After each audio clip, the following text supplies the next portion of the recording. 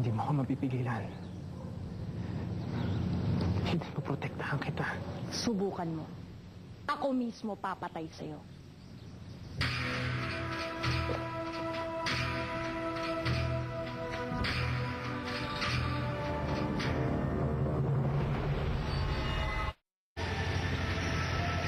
Ayokong umalis, Magnolia. Parang awa niyo na tulungan niyo ako. Bakit mo kasi iniwan ang mga kasamahan mo? Alam ko nagkamali ako.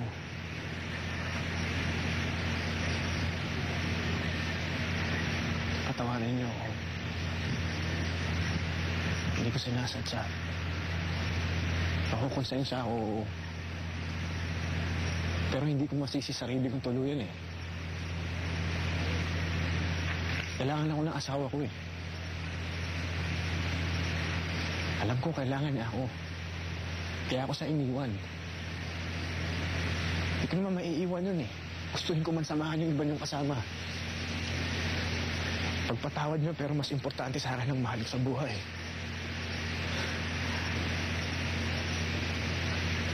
Kasakit mo ba kung protektahan ko ang taong pinakamamahal ko? Hindi ka sa kanya ng ginawa mo, Tristan. Sa totoo niya, naiintindihan kita. Naiintindihan ka namin yung Magnolia. Pero iba si Camia. Diba sinabi ko naman sa'yo na kung anong tingin niyang tama, yun lang ang pinaniniwalaan niya. Hindi ko magagawang umalis. Hindi ko maiiwan ang asawa ko.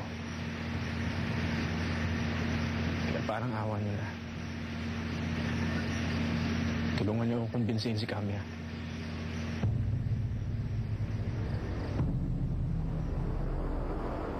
Alam ko na kung nasan yung babaeng hinahanap ko.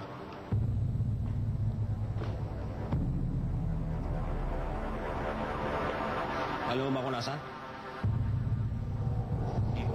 Eh, ba't ka tumatango? Ihanda mo mga garneto at mga rabig. Sasalakayin na natin ang lawaan. Handa na ba kayo?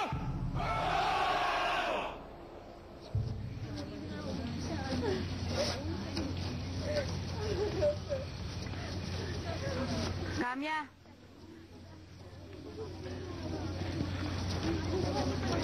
Ano pang ginagawa ng hayop na yan dito? Camia, gusto ka makausap ni Tristan. Paalisin niyo siya. Baka hindi pa ako makapagpigil. Susundin ko lahat ng gusto mo, Camia. Umalis ka na. Gagawin ko lahat sa Umalis ka na. Hindi ko ipipilit na ikaw ang asawa ko. Hindi na. Hindi ko iisipin yun. Huwag mo lang akong paalisin dito. Ano bang sinabi ko, Tristan? Umapak ka pa dito sa lawaan, ako mismo papatay sa'yo.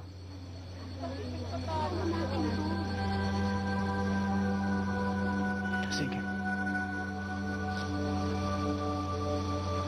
Maaari mo na akong patayin ngayon.